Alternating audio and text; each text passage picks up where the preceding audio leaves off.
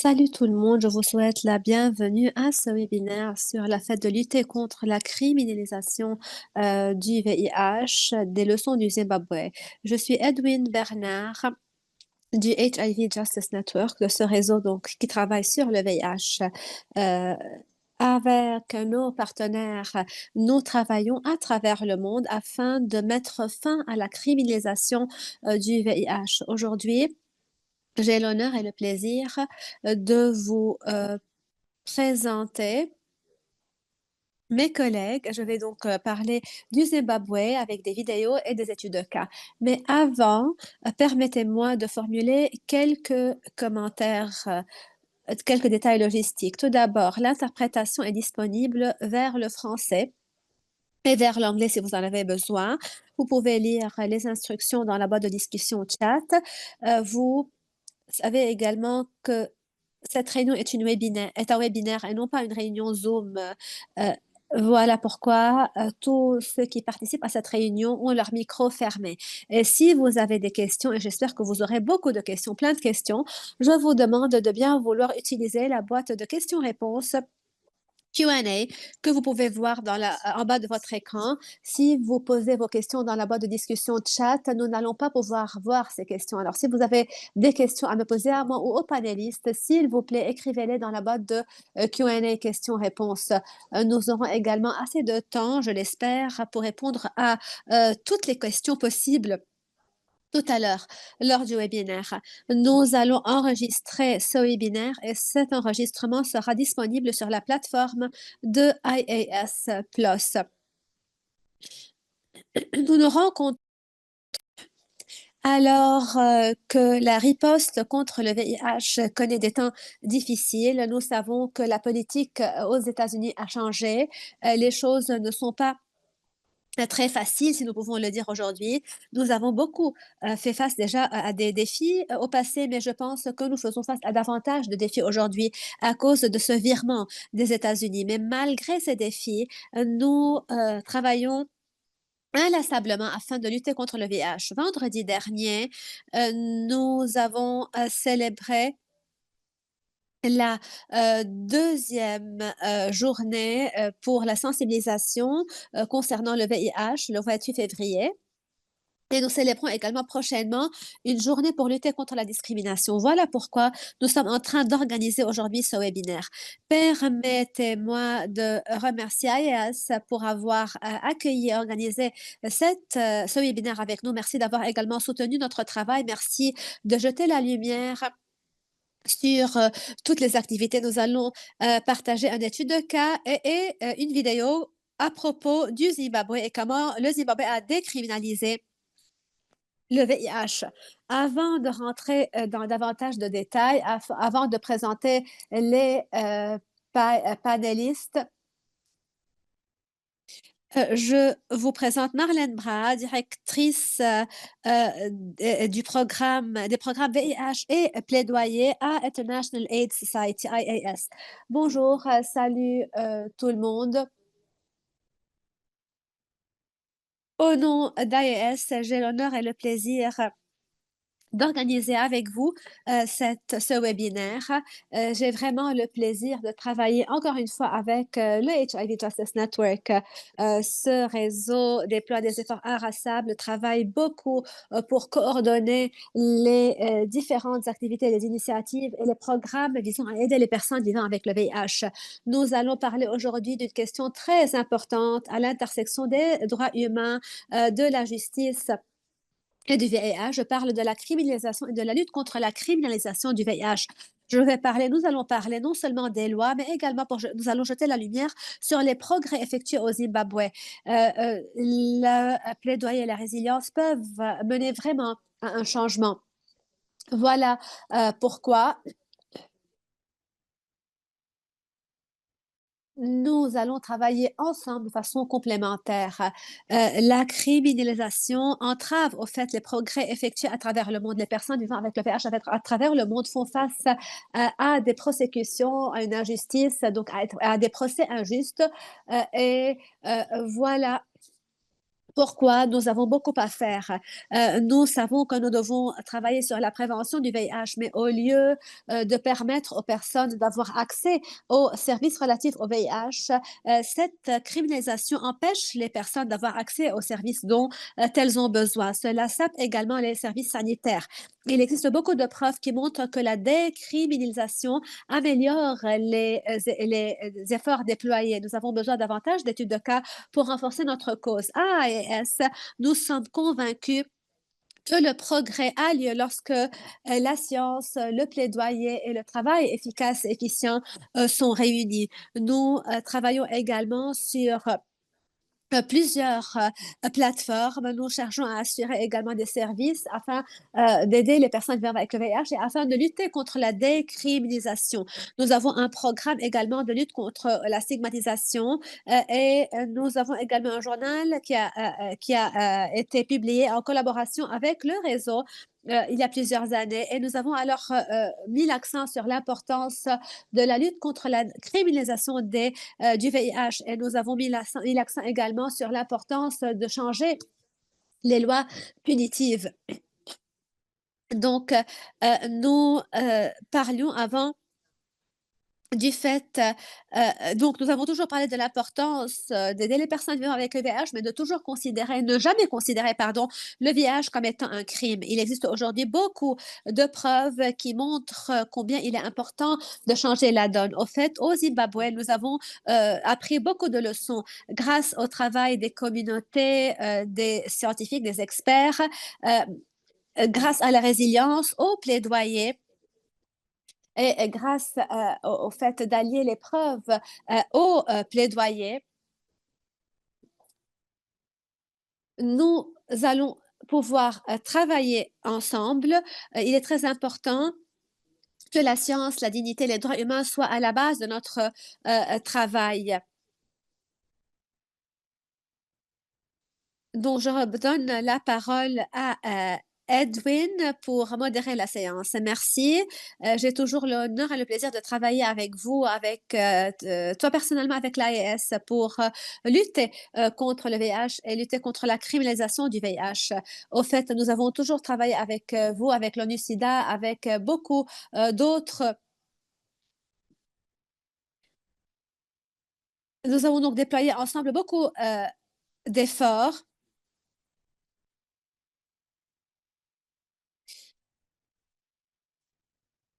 Nous avons également travaillé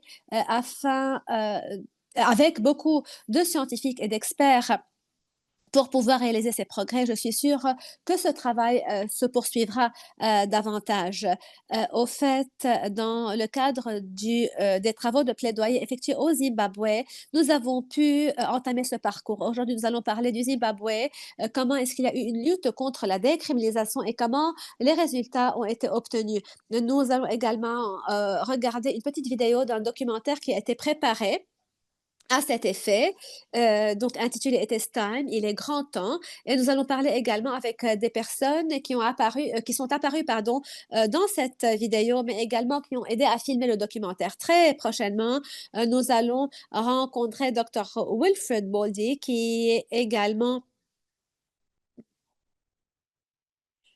était également chargé du comité de santé au Zimbabwe, qui a eu joué un rôle essentiel, notamment pour ce qui est de la loi. Nous allons donner la parole également à Immaculate, qui est une activiste de l'Ouganda et qui est également avocate. Elle elle soutient le travail du réseau. Elle va parler de son expérience. Nous allons donner la parole également à Alison Symington. Alison a travaillé sur l'étude concernant ce sujet. Elle a travaillé également avec Nicolas, notre consultant qui a produit le documentaire. Alison, permettez-moi de vous poser la question à propos de la façon de laquelle vous avez réussi à lancer cette étude. Et avant de regarder la vidéo, comment est-ce que vous avez travaillé sur l'étude que vous avez préparée? Merci. Edwin, merci de m'avoir invité. Au fait, nous avons voulu apprendre des leçons. Nous avons voulu tirer des leçons des différents pays. Lorsque nous parlons de la justice, lorsque nous parlons des risques, nous savons qu'il existe plusieurs pays qui travaillent sur ces sujets. Mais nous savons qu'au Zimbabwe, par exemple, il y a eu beaucoup de réussites. Nous avons voulu savoir ce qui a réussi au Zimbabwe. Pourquoi est-ce qu'ils ont réussi? Quels étaient les facteurs clés qui ont contribué à cette réussite? Et que pouvons-nous vraiment apprendre leur, de leur expérience. J'ai travaillé avec Nick au cours des mois derniers. Nous avons travaillé ensemble dans le domaine du plaidoyer, des campagnes. Nous avons pu réunir non seulement les histoires réussies, les réussites, mais également les facteurs de réussite. Donc, comment est-ce qu'ils ont réussi? Nous avons donc mené une étude. Nous avons écrit comme donc nous avons rédigé tout ce que nous avons entendu, tout ce que nous avons vu, et nous avons préparé également cette vidéo. Comme je viens de le dire, nous travaillons sans cesse à tous les niveaux, notamment afin de lutter contre le VIH à travers les différentes campagnes organisées, les campagnes de plaidoyer notamment. Autre chose importante à mentionner également pour ce qui est des personnes avec lesquelles nous avons parlé. Au fait, vous allez voir quelques personnes ici devant les caméras, mais il y a beaucoup d'autres personnes que nous avons déjà mentionnées dans notre étude, mais qui ne seront pas maintenant peut-être avec nous et qui n'apparaissent pas devant les caméras. Le documentaire qui a été préparé est un documentaire de 24 minutes. Au fait, nous avons choisi près de 12 minutes. Au fait, au début, la vidéo jette la lumière sur la loi, les problèmes relatifs à la loi, à la criminalisation du VIH. Et nous avons également voulu aujourd'hui discuter notamment en détail la façon de laquelle les lois et même la culture, les esprits ont changé. Il a été très important pour nous de savoir également comment est-ce que nous pouvons tirer la leçon du Zimbabwe afin de l'appliquer à d'autres pays. 90 pays déjà à travers le monde criminalisent les personnes vivant avec le VIH. Voilà pourquoi le chemin à parcourir est encore long, très long. Et voilà pourquoi nous allons demander maintenant à Nick de faire passer la vidéo. On va visionner cette vidéo pour la première fois. C'est une première. It's time. Voilà le titre de cette vidéo.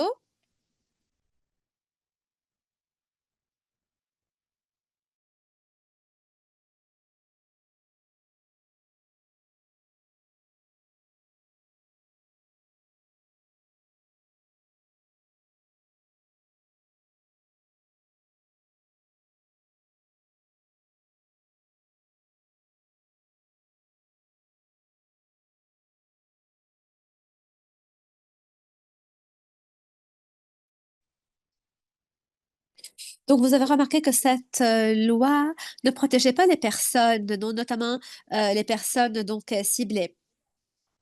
Dr. Ruth Labaude, donc ancien membre du Parlement, on m'avait dit que je devrais parler de la criminalisation et de la décriminalisation.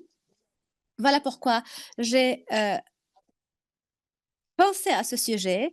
J'ai pensé à la façon de laquelle j'allais m'attaquer à ce sujet et j'ai remarqué donc après avoir pensé au sujet, que nous avons réussi à élaborer une loi, mais la loi, donc partant des données, des enquêtes menées, au fait, n'a pas réussi à réaliser tous les résultats voulus, désirés.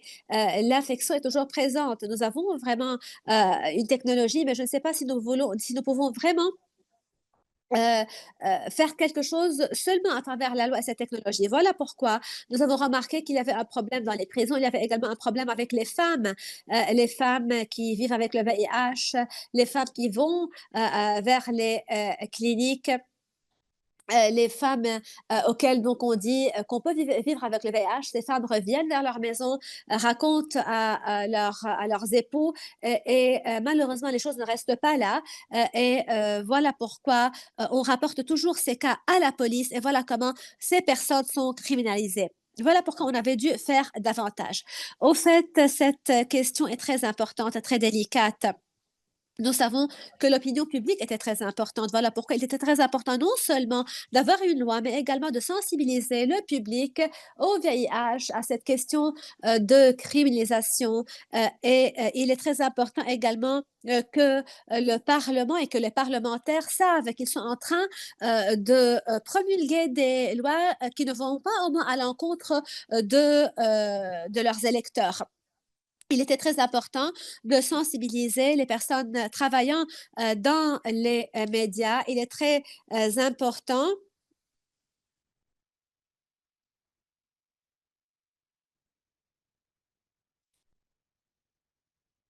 également de lancer les séances de sensibilisation adressées à tous les membres de la communauté. Au fait, nous avons travaillé, nous avons dû faire des consultations publiques tout d'abord. Et nous avons voulu voir comment pouvoir travailler avec les législateurs pour aider les communautés les plus affectées.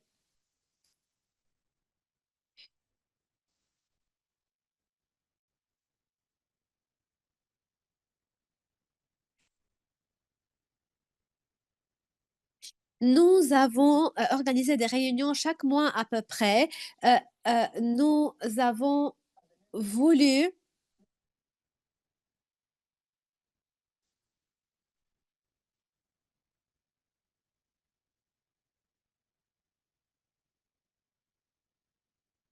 au Zimbabwe, au fait, le Parlement ne peut pas changer la loi et donc, nous ne pouvons rien faire si nous n'effectuons pas notre travail de plaidoyer. Au fait, ce lobbying,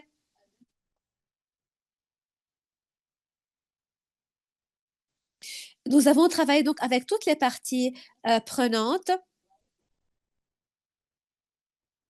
afin de pouvoir changer la donne. On m'avait dit donc une fois qu'il était grand temps de commencer à changer les choses. Au fait, nous avons euh, également travaillé sur la santé sexuelle et reproductive. Nous avons effectué des formations. Nous avons également imprimé beaucoup de brochures. Nous avons lancé ces brochures à travers le pays, distribué ces brochures partout, partout.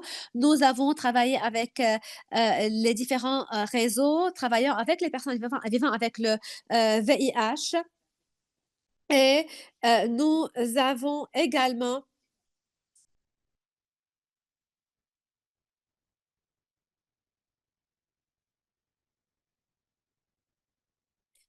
chercher à cibler toutes les parties prenantes. En fait, ces brochures ont parlé de la science concernant la criminalisation du VIH. Ils ont parlé également du consensus concernant ce sujet. On a parlé également de l'importance d'avoir l'avis des experts, de travailler de façon concertée et consolidée avec toutes les parties prenantes. On a parlé également du consensus au niveau régional concernant le VIH et la criminalisation du VIH. Nous avons également parlé des différentes lois visant à décriminaliser donc le VIH. Nous avons parlé de toutes ces questions euh, et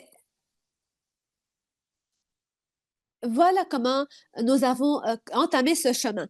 Au fait, ce sont les personnes vivant avec le VIH qui ont effectué ce changement. Ce sont ces personnes-là qui étaient prêtes à dire nous vivons avec le VIH, même en sachant qu'elles pourraient être arrêtées. Au fait, même si ces personnes pourraient être accusées d'avoir commis des crimes, ces personnes étaient assez courageuses pour lever haut la voix.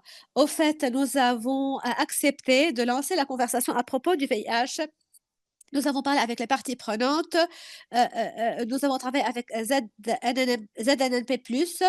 Il serait impossible, en fait, de travailler sans la coordination avec les personnes vivant avec le VIH au Zimbabwe. Au fait, nous avons renforcé les capacités des experts des personnes qui ont cette expérience et a vécu avec le VIH. Nous avons également été plutôt nous avons accepté, pardon, de présenter les preuves concernant le VIH et c'est ce qui a vraiment aidé. Cela a beaucoup aidé. Au fait,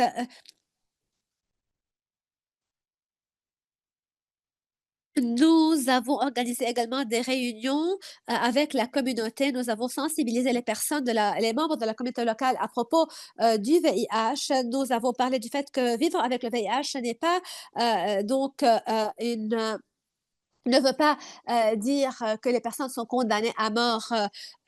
Donc, tant que le traitement est assuré, les personnes peuvent vivre avec le VIH. Voilà comment la confiance a été promue et renforcée avec ces personnes-là. Au fait, nous avons travailler de façon indirecte également. C'est à travers une loi concernant le mariage qui était promulguée alors que nous avons tenté de changer les choses. Nous changeons la donne. Il y a une section séparée qui n'avait rien à faire, rien à voir avec tout autre sujet. Cette section 79 a été annulée. Le but était donc d'abroger cet article. Les personnes qui travaillaient sur le plaidoyer concernant ce sujet ont su de quel article il s'agissait, mais à part ça, personne n'a su de quoi il s'agissait. Il était très important, au fait, de travailler avec les parties prenantes. Il était très important de donner la parole et d'amplifier les voix des personnes vivant avec le VIH. Le parcours était vraiment très riche. C'était vraiment bien de pouvoir travailler avec toutes ces personnes-là. Le 16 septembre 2022, l'article a été abrogé. Après avoir abrogé cet article de la loi, nous avons lancé davantage de campagnes médiatiques, davantage de sensibilisation afin de renforcer ces concepts parmi la communauté. Nous avons encouragé les personnes à avoir recours aux tests de dépistage et à obtenir les traitements requis. Il y avait eu également, après cela, quelques tentatives de recriminaliser le VIH, mais au fait, comme nous étions en train de travailler même de façon indirecte, il était très important de faire comprendre la logique derrière cette loi.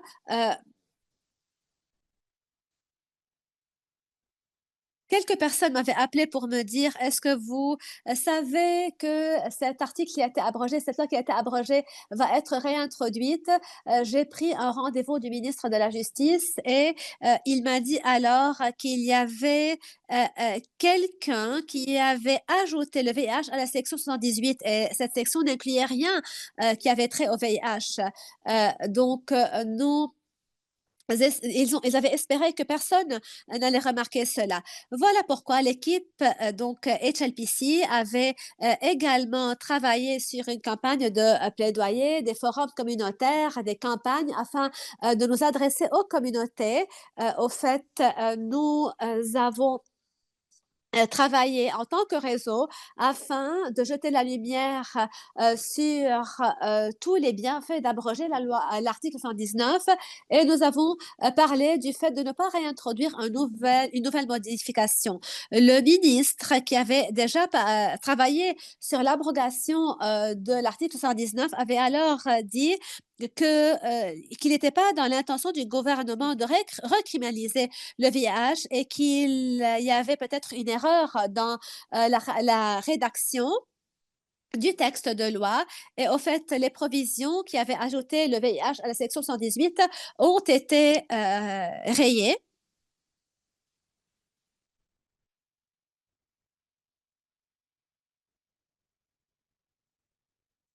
Il existe plusieurs pays, sur le continent africain qui ont toujours des lois qui criminalisent le VIH. Quelles sont, vos recommandations ou plutôt qu'est-ce que vous avez à dire, aux personnes concernées pour lutter contre la criminalisation du VIH? Au fait, le message à transmettre, c'est que, quelques-uns d'entre vous, avaient peut-être parlé de la criminalisation alors, qu'il n'y avait pas d'autre solution. Mais aujourd'hui, nous avons des programmes, pour contrôler le VIH, des programmes qui peuvent aider les gens à vivre avec le VIH. Donc, on encourage les gens à faire recours aux tests de dépistage. Il est facile pour les personnes vivant avec le VIH de vivre avec, ce virus. Il n'y a aucun besoin de criminaliser les personnes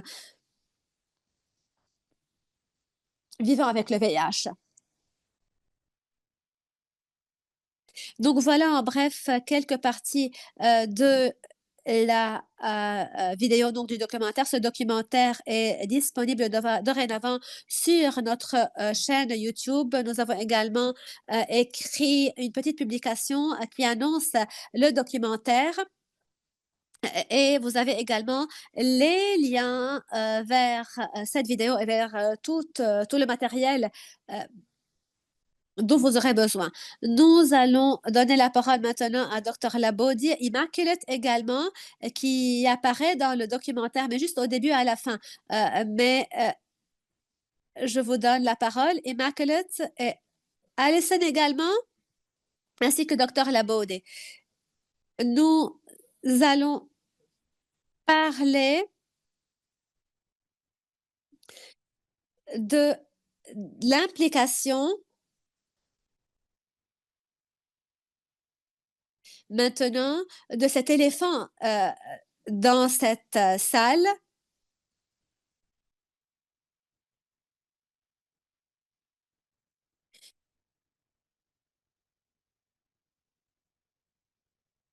Donc, nous savons que la criminalisation de VIH est une barrière, un obstacle au traitement et à l'accès aux services nécessaires. Au fait, vous étiez en train de parler, docteur Labaude, aux législateurs, aux personnes chargées de la situation dans le pays, du processus décisionnel dans le pays, afin il est très important de savoir qui sont les personnes à risque et qui sont également les groupes cibles. Mais est-ce que vous pensez que ce message que vous étiez en train de transmettre, que vous étiez en train de transmettre aux décideurs est toujours un message qui peut être transmis aujourd'hui?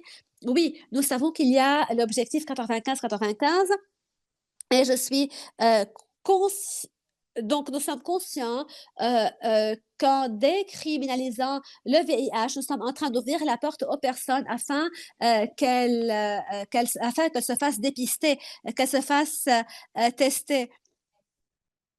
Au fait, nous savons que les personnes vivant avec le VIH qui sont criminalisées ne seront jamais prêtes à aller demander les services relatifs au VIH ou le traitement si elles savent qu'elles seront criminalisées ou si elles seront arrêtées par la police. Voilà pourquoi je dis que le message que j'avais transmis est toujours valide. Je pense qu'en regardant la situation au Zimbabwe, on remarque qu'il y a beaucoup de personnes vivant avec le VIH qui dorénavant participent à différents forums pour parler des différents donc sujets relatifs à leur virus. C'est une maladie tout comme les autres. On peut vivre avec le VIH tout comme on peut vivre avec les autres virus. Au début de l'entrevue, et nous n'avions pas vraiment montré maintenant cette entrevue, mais au fait, je vous avais demandé à propos de la façon de laquelle vous avez changé votre avis. Au fait, au début, vous étiez en train de soutenir cette idée de criminalisation, mais après, vous avez changé d'avis.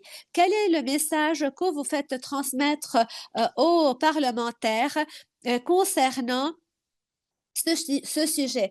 Pourquoi est-ce que vous avez pensé que cette loi pourrait avoir un impact et pourquoi est-ce que vous avez changé votre avis? Nous savons que partant des différentes preuves, la criminalisation du VIH, au fait, porte plus atteinte, fait plus de mal que de bien. Comment est-ce que vous allez persuader les personnes qui pensent que la loi sur la criminalisation est bonne?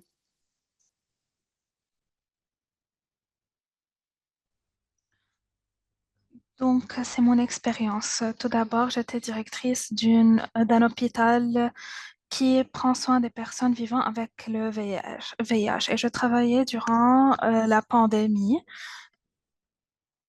La plupart de nos patients étaient séropositifs et donc et c'est pour cela qu'ils étaient isolés dans ce lieu. Et nous avions un patient qui est venu au Zimbabwe et lorsqu'il avait effectué le test de dépistage, il était séropositif. Il me disait que, docteur, lorsque vous recevez le traitement, vous devez vous améliorer. Et donc, comment pourrais-je le convaincre de cela? Et j'étais furieuse de cette situation puisque je pouvais voir que cet homme s'améliorait lorsqu'il recevait son traitement, mais qu'il allait repartir et retrouver sa femme et qu'il n'allait pas partager son statut. Et donc, et lorsque j'avais vu un programme pour la décriminalisation, je me suis immédiatement joint à eux. Et donc, je voyais qu'il n'y avait pas de protection d'identité. Et donc, il y avait un certain défi et une difficulté à partager la réalité. Et donc, la femme de cet homme, un de ces jours, me disait que je connais la situation, mais personne ne me dit quoi que ce soit. Et cette femme euh, disait aussi qu'elle allait refuser qu'elle allait refuser tout traitement qui pourrait être fourni à son mari. Et cet homme est mort. Donc, lorsque je travaillais au Parlement, je voyais que la décriminalisation était nécessaire. Et ce que nous croyons que nous pouvions faire pour faire en sorte que les femmes et les hommes ne seraient pas infectés d'une manière volontaire, c'est ce que nous faisions ne nous aidait pas du tout, puisque ces personnes ne recherchaient pas le dépistage et plusieurs femmes qui étaient dans des relations euh, se retrouvent parfois dans des situations difficiles et seraient accusées d'infidélité. Donc, les juges et le Parlement étaient liés aux autorités juridiques. Et il y avait un juge dans la Cour suprême qui m'avait appelé et me disait, pourquoi êtes-vous en train d'envoyer les personnes innocentes pour être incarcérées?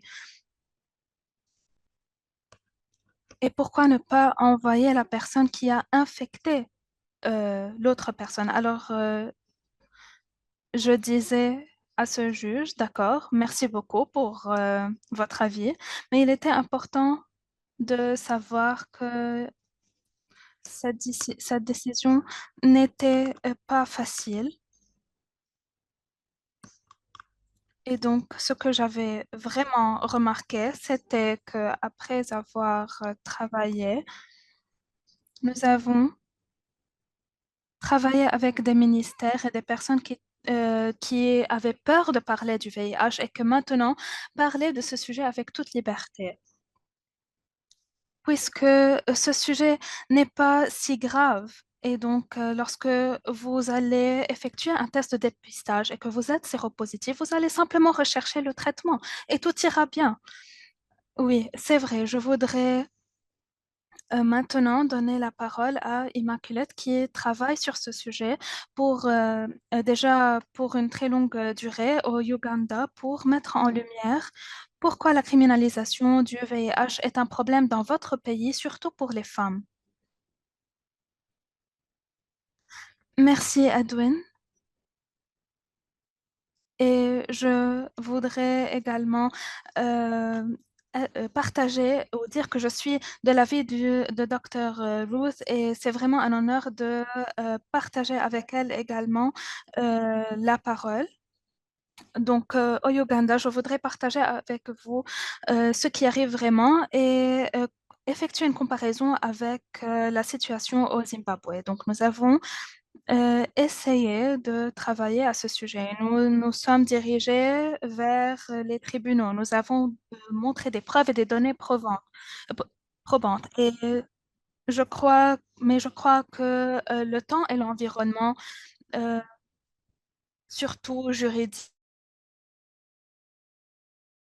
n'appréciaient pas vraiment les efforts que nous étions en train d'effectuer, liés et qui étaient liés au VIH et à la loi pénale. Donc,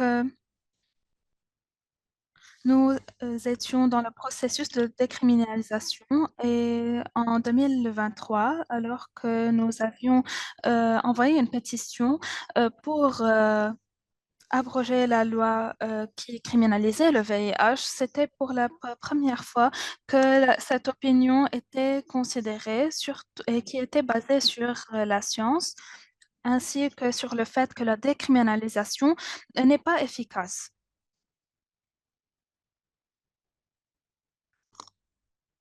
Et donc, nous avons réalisé un petit succès qui allait nous diriger vers la bonne route. Et nous avions besoin de faire en sorte que nous établissions un espace propice à cela. Euh, Nous voyons également maintenant que la loi liée au VIH est maintenant en révision et que nous allons peut-être aboutir à une modification de cette loi. Et cela signifie que pour tous les cas que nous sommes en train de traiter, surtout liés aux femmes, y compris plusieurs dossiers, nous voyons que les personnes criminalisées sont toutes des femmes puisqu'elles sont dans des lieux, dans des environnements où elles reçoivent le soin dans les hôpitaux. Et donc,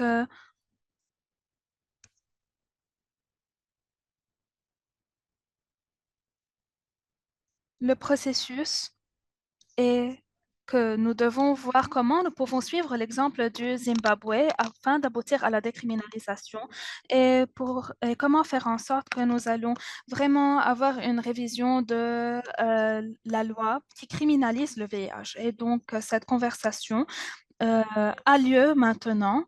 Et chaque jour, nous avons des législateurs qui tentent de saper ces efforts. Et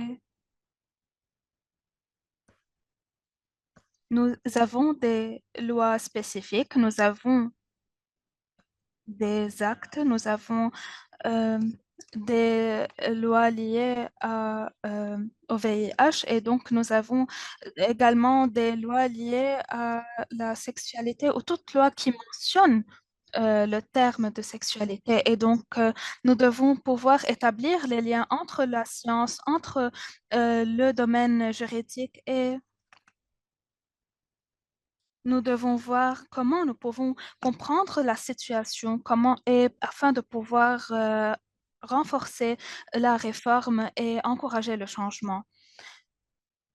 Merci beaucoup. Alison, vous avez passé un certain temps en travaillant sur une étude de cas avec plusieurs personnes, y compris avec Dr. Labaudy et Immaculate.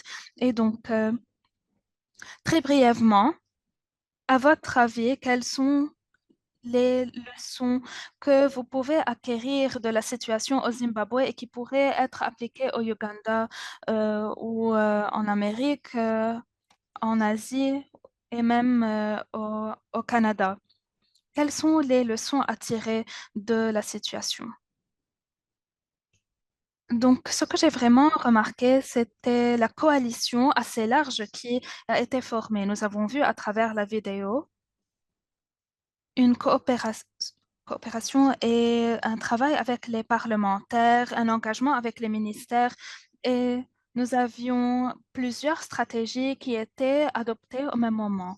Et ceci a vraiment établi une nouvelle route pour le travail et lorsque nous avions le moment opportun, les personnes étaient capables d'agir, elles avaient l'éducation, elles avaient déjà établi leur réseau et voici ce qui a été assez intéressant pour moi. Cette coalition était large et donc elle parlait avec les activistes et les défenseurs.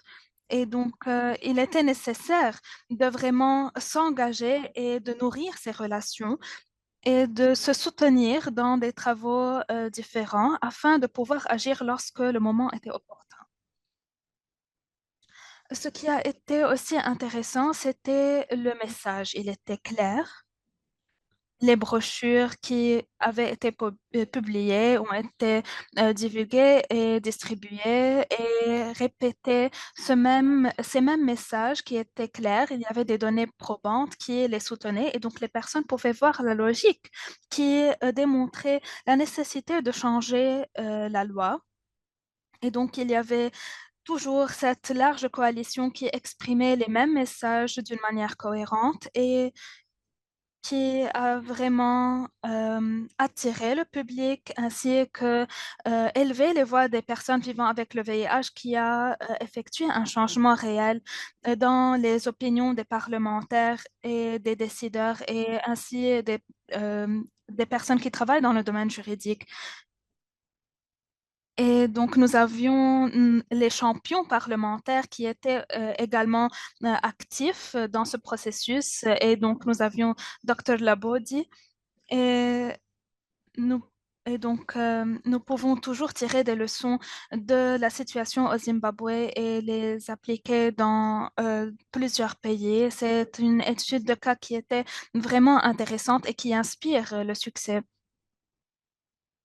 puisque la situation de nos jours n'est pas vraiment inspirante.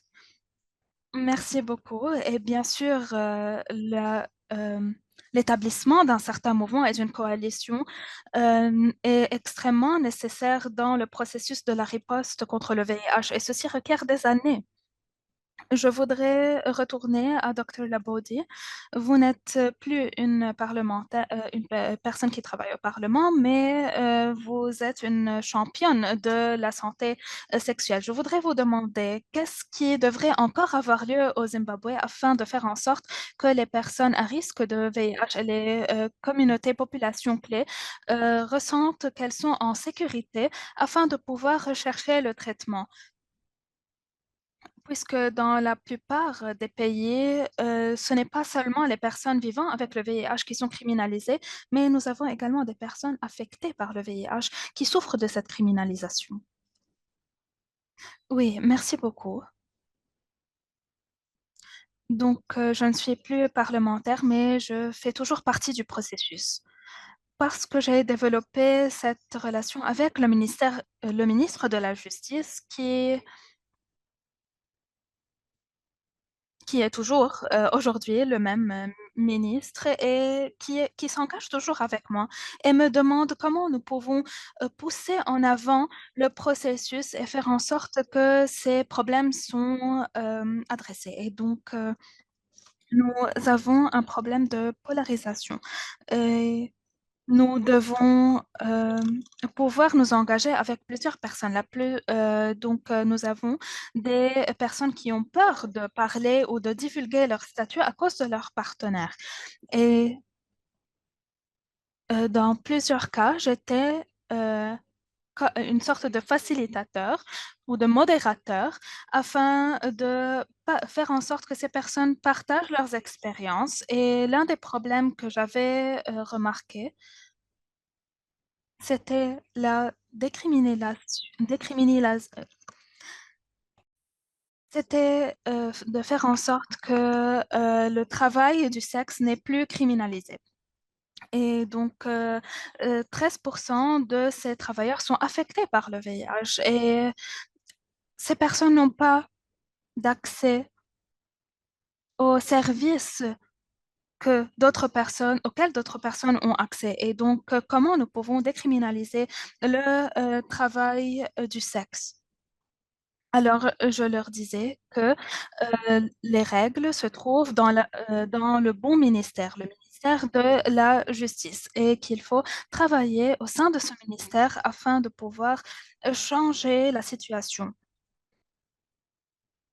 Et donc la justice avait déjà déclaré que si vous voulez arrêter la personne ou le travailleur du sexe, vous devez également arrêter la personne qui recherche ce service. Et donc ceci pourrait vraiment changer la situation. Et donc, je disais que vu que la loi est toujours présente, un de ces jours, le leadership politique allait changer et que nous allons vraiment arrêter les personnes d'une manière sérieuse. Et ceci a eu lieu environ 8 mois auparavant. Et donc, quels sont les facteurs sur lesquels nous pouvons nous pencher? Nous croyons au Zimbabwe que les travailleurs du sexe sont possédés. Ceci est une pensée ou un avis qui se trouve dans la communauté, dans la culture. Et donc, ils croient que ces travailleurs du sexe sont possédés par un esprit. Et donc, nous devons conduire une petite étude, des discussions de groupe avec les traditionalistes, des personnes qui ont des pensées conventionnelles. Et nous avons vu que nous avons vu que si nous pouvions changer leurs avis, nous allons vraiment avoir une porte ouverte pour parler avec les parlementaires et pour vraiment changer la situation et changer leurs avis et pour faire en sorte que ces personnes ne sont plus arrêtées pour ce travail. Mais tout d'abord, nous devons nous débarrasser de cette loi. Nous avions également d'autres problèmes puisque nous avions plusieurs cas d'avortement qui ne sont pas sécurisés. Et donc, lorsque les travailleuses du sexe tombent enceintes, nous voyons que la plupart d'elles recherchent un avortement d'une manière qui n'est pas sécurisée. Et ceci signifie qu'elles sont vulnérables. Et donc, nous avions plusieurs cas liés à l'avortement sécurisé. Et donc, il y a une organisation qui soutient ce sujet. Et donc, il est illégal et criminel de criminaliser les jeunes filles de moins de 18 ans qui tombent enceintes alors qu'elles ont une relation sexuelle qui est considérée illégale par la loi. Et donc, oui, cette organisation m'a invitée afin de jouer le rôle de modératrice. Et donc, je leur ai dit que je voulais savoir l'étendue de ce sujet et à quel point vous voulez que je sois engagée dans ce sujet. Et donc, j'ai travaillé sur cela. Et nous avons réussi à garantir la loi de l'avortement sécurisé. Et donc, lorsque vous avez effectué une relation sexuelle sans préservatif, on croit que cela va immédiatement entraîner à une transmission du VIH. Nous sommes en train de travailler sur plusieurs problèmes. Je travaille à l'extérieur de cela, mais nous avons le Parlement et nous avons des députés qui me disent ce que nous voulons vraiment faire. Et c'est le travail que je suis en train d'effectuer maintenant. Et je crois que nous sommes en train d'effectuer un travail qui requiert beaucoup de temps et la société civile devrait vraiment construire ses capacités. Puisque vous devez faire en sorte que les députés sont convaincus de vos idéologies et de votre travail. Et donc, les députés ont propre convictions et proviennent de plusieurs villages qui ont des convictions déterminées qui sont difficiles à changer. Mais vous devez vraiment vous pencher sur ces sujets. Et lorsque nous sommes en train de discuter de la décriminalisation de la transmission volontaire, nous avions un député qui avait un frère qui était arrêté à cause de cette même loi et qui était décédé alors qu'il était incarcéré. Et donc, cette discussion était vraiment pathétique. Et lorsque son frère se trouvait en prison, leur propre mère leur disait de rechercher la jeune fille qui avait été infectée. Et lorsque cette jeune fille a été trouvée, elle avait dit que cet enfant n'était pas euh, l'enfant de cet homme, de votre frère, et qu'elle était mariée, qu'elle ne voulait rien avoir avec cette famille. Et donc, c'est pour cela que nous voyons à quel point il est nécessaire d'abroger cette loi. Donc, je m'excuse, je dois vous interrompre. Vous avez mis en lumière vraiment votre passion pour ce sujet et j'apprécie vraiment que les points clés que vous partagez et que nous devons vraiment sensibiliser et éduquer les députés. Et c'est souvent les députés qui ont des connexions personnelles avec le problème du VIH. Et donc, c'est eux qui comprennent vraiment l'importance de ce sujet. Et donc, nous devons avoir des mouvements qui connectent avec ces députés sur le terrain et éduquer ces parlementaires, travailler avec les médias et faire en sorte que c'est ou il faut également croire que c'est une initiative qui devrait vraiment aboutir à son point. Donc, je vais voir la boîte de questions-réponses. Nous avons une question liées à la situation en Amérique latine et je ne suis pas sûre si nous avions un panéliste qui pourrait répondre à cette question,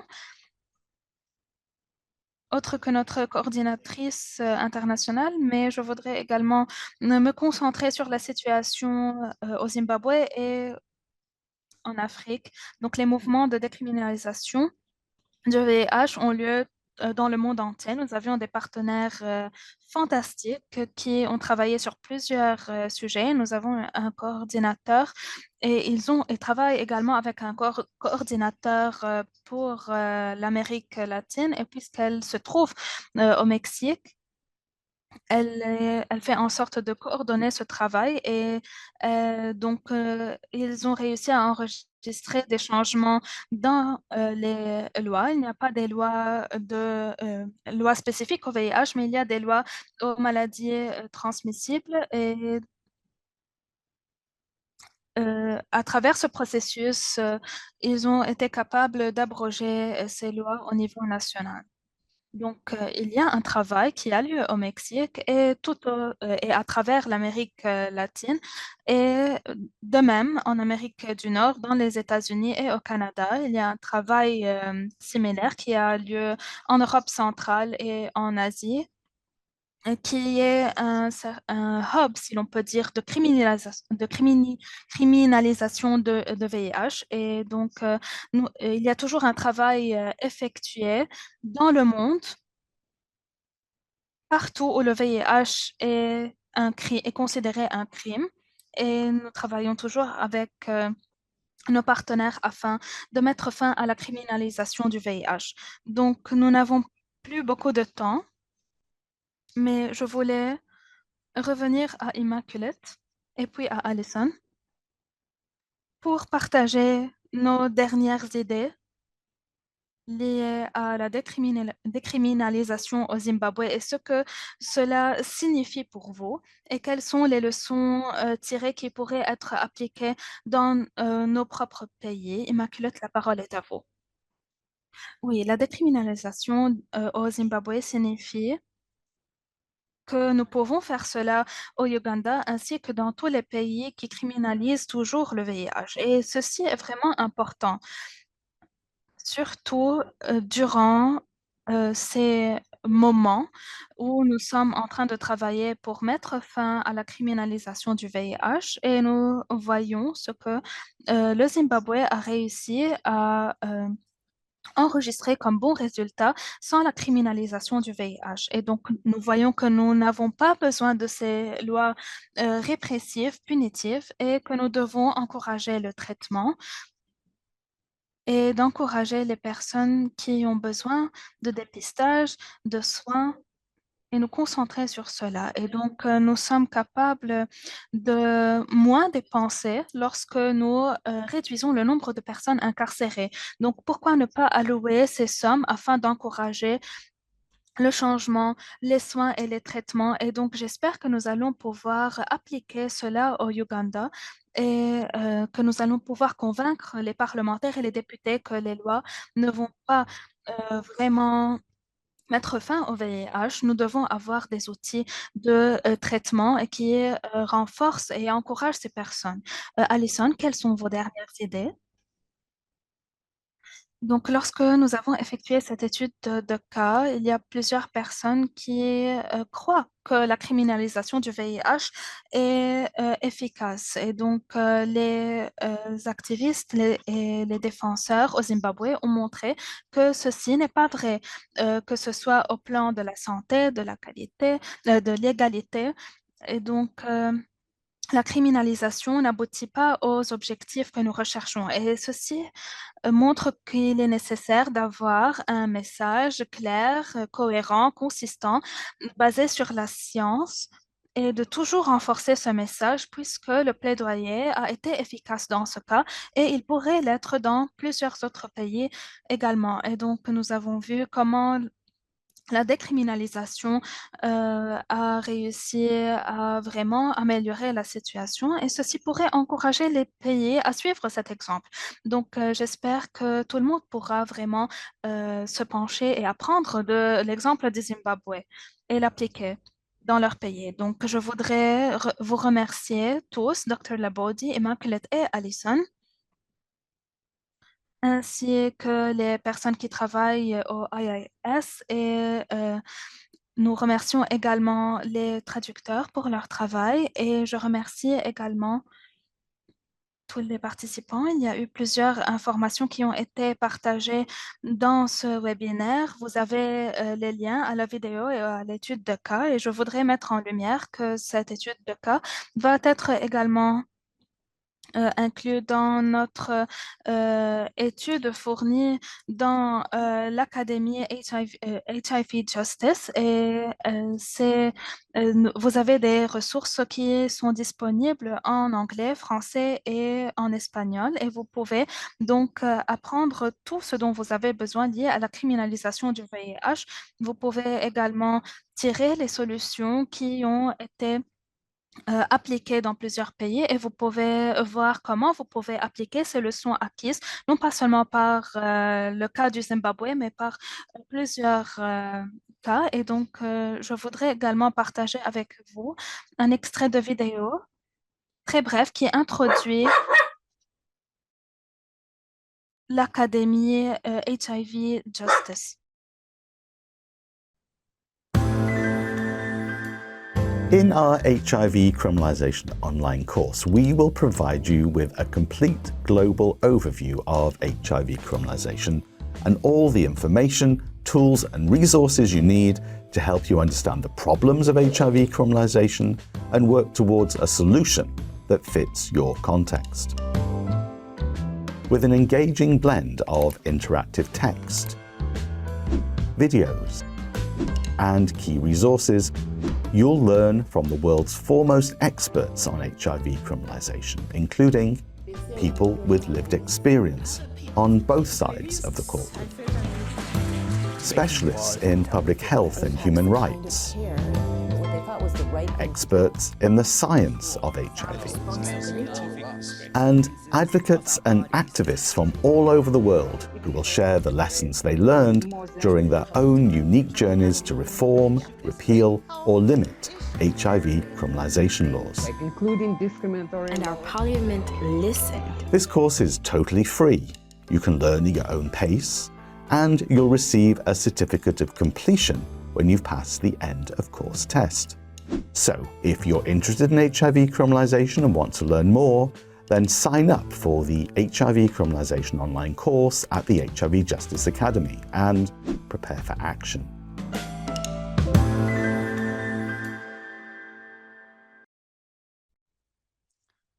Donc, je vous encourage toujours à être engagé avec l'Académie HIV Justice et nous allons partager avec vous le lien et nous vous encourageons à voir la vidéo complète et de continuer votre travail de plaidoyer puisque le VIH n'est pas un crime. Je vous remercie toujours pour vous joindre à nous et nous remercions nos panélistes ainsi que l'AES pour avoir organisé ce webinaire.